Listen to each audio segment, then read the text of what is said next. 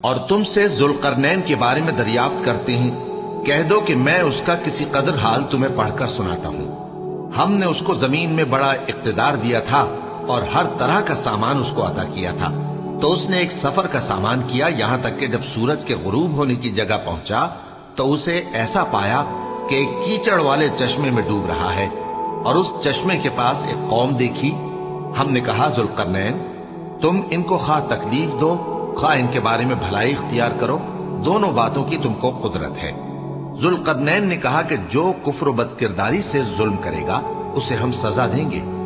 پھر وہ اپنے پروردگار کی طرف لوٹایا جائے گا تو وہ بھی اسے بڑا عذاب دے گا، اور جو ایمان لائے گا اور عمل نیک کرے گا اس کے لیے بہت اچھا بدلہ ہے، اور ہم اپنے معاملے میں اس سے نرم بات کہیں گے۔ پھر اس نے ایک اور سامان سفر کیا، یہاں تک کہ سورج کے طلوع ہونے کے مقام پر پہنچا تو دیکھا کہ وہ ایسے لوگوں پر طلوع ہوتا ہے جن کے لیے ہم نے دھوپ سے بچاؤ کی کوئی اوٹ نہیں بنائی تھی۔ حقیقت یوں ہی تھی، اور جو کچھ اس کے پاس تھا ہم کو سب کی خبر تھی۔ پھر اس نے ایک اور سفر کا سامان کیا،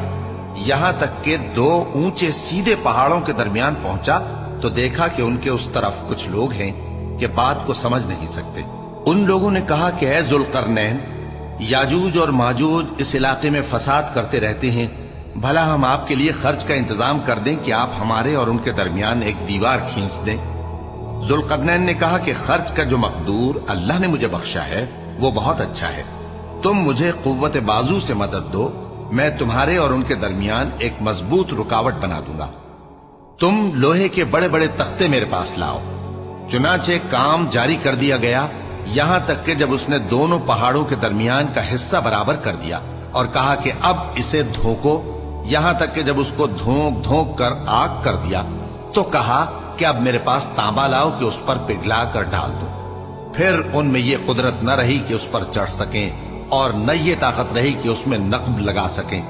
بولا کہ یہ میرے پروردگار کی مہربانی ہے، پھر جب میرے پروردگار کا وعدہ آ پہنچے گا تو اس کو ڈھا کر ہموار کر دے گا، اور میرے پروردگار کا وعدہ سچا ہے۔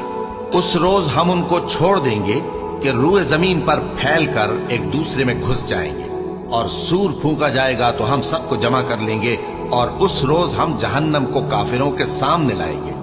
جن کی آنکھیں میری یاد سے پردے میں تھیں اور وہ سننے کی طاقت نہیں رکھتے تھے۔ اب کیا کافر یہ خیال کرتے ہیں کہ وہ میرے بندوں کو میرے سوا اپنا کارساز بنائیں گے تو میں خفا نہیں ہوں گا؟ ہم نے ایسے کافروں کے لیے جہنم کی مہمانی تیار کر رکھی ہے۔ کہہ دو کہ ہم تمہیں ایسے لوگ بتائیں جو اعمال کے لحاظ سے بڑے نقصان میں ہیں۔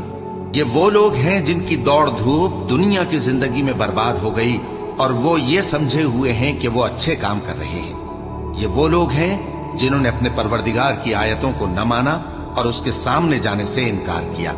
تو ان کے اعمال ضائع ہو گئے، سو ہم قیامت کے دن ان کے لیے کچھ بھی وزن قائم نہیں کریں گے۔